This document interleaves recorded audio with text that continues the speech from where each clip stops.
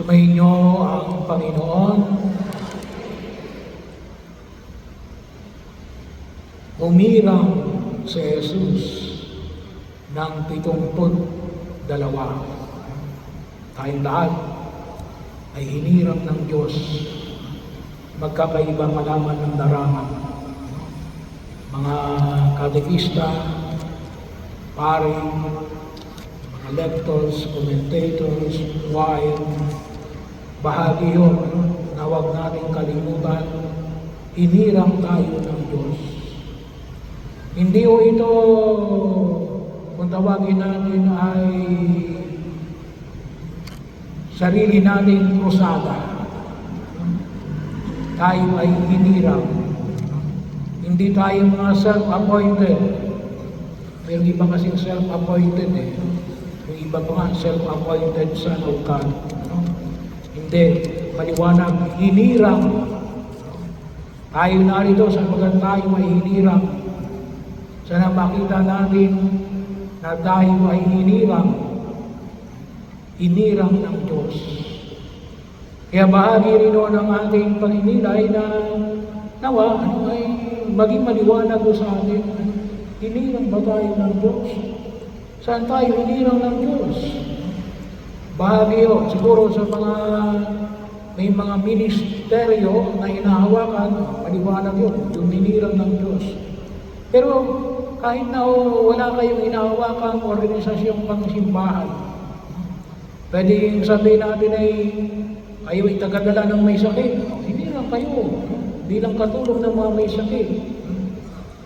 Noong pong October 1, ay nagsimula na mag-file ng candidacy yung mga tatakbo sa eleksyon.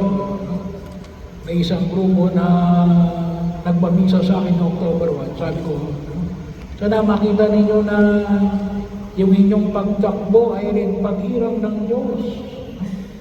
Kasi kung yan ay paghirang ng Diyos, kahit hindi kayo manalo, may programa pa rin kayo. Kasi yun ang yung pagiging bahagi ng inyong pagtulong sa kapwa. Maliwanag sa inyo na hindi lang kayo gumagawa ng bagay na yan, hindi lamang gawa ng posisyon nyo. It could be enhanced by your position. Pero kapag hinirang ka ng Diyos, kahit wala ka sa posisyon, pwede kang magtrabaho. Kaya yun po naman yung makita natin, hinirang ng Diyos. Kaya po kung narito sa harapan ninyo, ang talagang imisahan ko na talaga yung mga katikista. Kaya ang utos ng kurang paroko. Kaya narito ako sa inyong harapan. Balang bahagi ng ating pagninilay. Bahagi o, makita natin, hinirang, isang karangalan, isang responsibilidad, pero higit sa lahat, isang karangalan, na kung tuusin, ay ating pinagsaluhan mula nung tayo ay binigyagan. Padre, hindi naman ako pare, hindi naman ako choir, hindi lang ka ng Diyos. In virtue of your baptism, gawa na ikaw ay binyagan. Dapat alam mo kung saan ka hinihirang ng Diyos. Maliwanag dapat, noong October 1, ipinagdiwang natin yung kapistahan ni Santa Teresita ng Batang sa Jesus.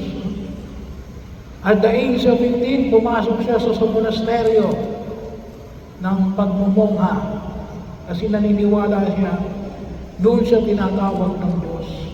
At the age of 15, biro mo yun, pagkakataon, kuminsan tayo maganda na hindi pa natin alam kung hinirang pa tayo ng Diyos. Hindi sapagkat hindi nagsasabi ang Diyos. Matagal din niya sinasabi sa atin, baka hindi lang tayo nakikinig. Pakinggan natin siya. Pagkakataon na kung saan ay makita natin, tayo ay mga hinirang bilang mga anak ng Diyos. At sa Ebanghelyo, bahagi rin na makita natin, ang ilang mga paanyaya na ipinamanik ng buong kapal.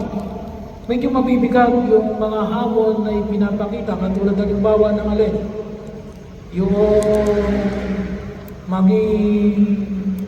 mga tupa sa gitna ng mga asong gubat. Mahirap yun. Maging tupa sa gitna ng mga asong gubat. Sabi nga ng iba rin, suicide. Suicide yun, tupa eh. Kasi lalagay ka sa gitna ng mga asong gubat, lalapahin ka nun. Pero yun ang image na ibinigay ni Jesus. Pero hindi sapagkat para ipakain tayo sa mga asong gubat. Pero alam natin kapag tayo ay hinirang ng Diyos, gagabayan tayo ng Diyos. Puprotektahan na tayo ng Diyos. Magtiwala tayo na puprotektahan tayo ng Diyos. Sapagkat hindi niya tayo hinirang para mapahamak. Hinirang niya tayo para alin. Bahagi rin dito rin magdala ng kapayapaan. Mapagaling ang mga may karamdaman. Bahagi, ako ay natutuwa sapagkat ngayon ko lang kinalaman na kapag Huwebes pala, 11 o'clock, ay kayo ay may devotion mass at healing.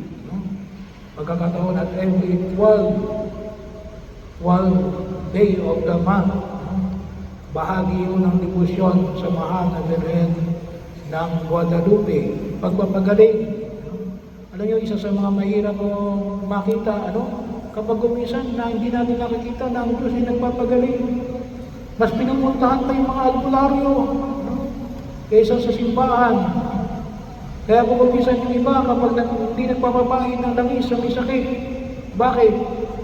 Kasi ang akala nila yung pagpapahin ng langis sa may sakit, mamamatay ka na.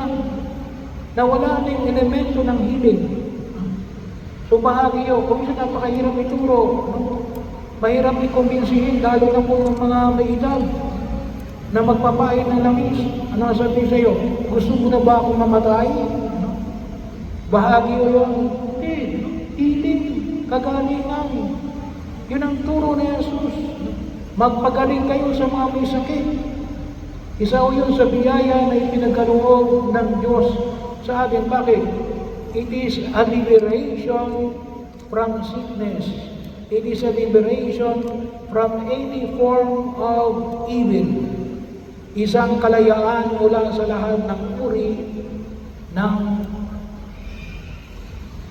kasamaan. Kaya bahagi dito yung mga pagkakataon na kung saan makita natin, hinihirang tayo ng Diyos.